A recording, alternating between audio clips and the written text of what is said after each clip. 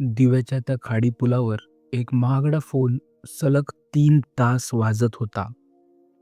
पण जेव्हा एका मजुराने तो फोन उचलला, तेव्हा पलीकडून फक्त एकच आवाज आला, पुढचा नंबर तुझा आहे.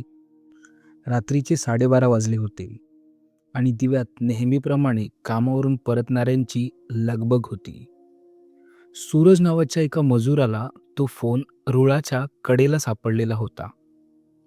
सूरजने विचार केला की सकाळी मालकाला फोन परत करू. पण त्या एका फोन कॉलने त्याच्या आयुष्याची सर्वात भयानक रात्र सुरू केली.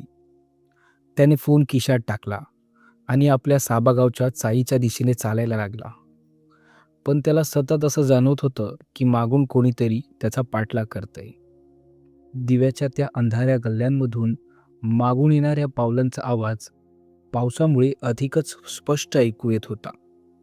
सूरज भीतीने जोरात धावू लागला. पण प्रत्येक वळणावर त्याला तीच एक काळी सावळी उभी दिसलेली असायची. 2 तास उलटले. सूरज आपल्या घरात दडपून बसला होता. पण तो सापडलेला फोन पुन्हा एकदा वाजला. यावेळी त्याने फोन उचलला नाही, तर फोनवर एक व्हिडिओ मेसेज आला. सूरजने थरथरत्या हाताने तो व्हिडिओ प्ले केला आणि त्याच्या अंगावर काटा आला. त्या व्हिडिओमध्ये सूरज स्वतःच्याच घराच्या खिडकीतून आत डोकावताना दिसत होता. जणू काही कोणीतरी काही सेकंदापूर्वीच त्याच्या घराबाहेर उभे राहून त्याचे चित्रीकरण करत होते. सूरजच्या काळजाचा ठोका चुकला. त्याने तातडीने खिडकी उघडून बाहेर पाहिलं, तर बाहेर कोणीच नव्हतं. पण जमिनीवर रक्ताने एक बाण काढला होता, जो थेट खाडीच्या दिशेने जात होता. त्याने पोलिसांना फोन करण्याचा प्रयत्न केला, पण त्या फोनचं नेटवर्क पूर्णपणे जाम झालं होतं. तासाभरानंतर सूरजला एक जुनी बातमी आठवली की याच खाडीत आठवड्याभरापूर्वी एका तरुणाचा संशयास्पद मृत्यू झाला होता आणि त्याचा फोन कधीच सापडला नव्हता. सूरजला आता समजलं होतं की हा तोच फोन आहे ज्यामध्ये त्या खुनाचा सर्वात मोठा पुरावा दडलेला आहे. त्याने घाबरून गॅलरीतून पाहिली. तिथे 4-5 धिप्पाड माणसं हातात धारधार शस्त्र घेऊन उभी होती. त्यांना तो फोन हवा होता, जो सूरजला चुकून सापडला होता.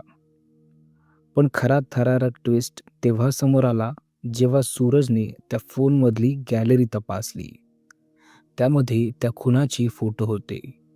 पण खून करणारा माणूस दुसरा तिसरा कोणी नसून सूरजचा स्वतःचा सख्खा भाऊ होता, जो एका स्थानिक टोळीसाठी काम करायचा. सूरजच्या भावानेच तो फोन तिथे मुद्दाम टाकला होता, जेणेकरून पोलिसांना तो फोन सापडला तर संशयाची सुई सूरजकडे वळेल आणि स्वतःचा बचाव करता येईल. एका भावासाठी दुसऱ्या भावाचा बळी देण्याचा हा क्रूर खेळ दिव्याच्या त्या खाडीच्या कडेला खेळला जात होता.